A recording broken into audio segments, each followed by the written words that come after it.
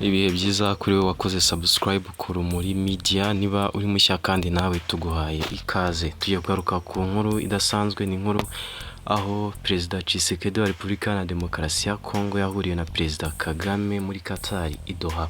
Perezida Paul Kagame na mugenzi we wa Repubulika na Demokarasi ya Kongo Felix Tshisekedi bahuriye i Doha muri Qatar mu nama yatumijwe n'umuyobozi w'ikirenga w'igihugu cya Qatar Tamim bin Hamad Al Thani, igamije gushakira umuti w'ibibazo by'umutekano mu burasirazuba bwa Kongo.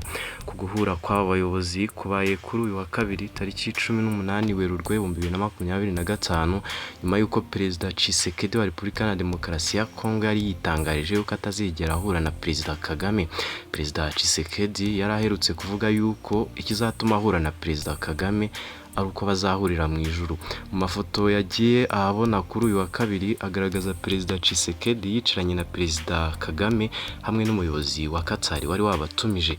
Doha muri Qatar, Perezida Tshisekedi na mugenzi we Kagame bemeranyije ko umwanzuro w'inama y'abakuru b'ibihugu bya DRC na SADC yabereye i Dar es Salaam usaba impande zirwana mu burasirazuba bwa Kongo guhagarika imirwano ko ugomba kubahirizwa hadakomeje kubaho amananiza.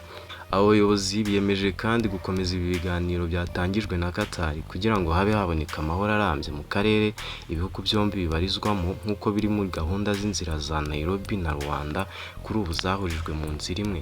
Yaba Perezida Kagame ndetse na Perezida Tshisekedi bombi bashimiye Amiri wa Qatar wabakiranye urugwiro no kuba yateguye iyi nama yatanze icyizere mu mugambi wo kugarura amahoro no kubaka ahazaza hatekanye Repubulika ya Demokarasi ya Kongo ndetse n'akarere muri rusange.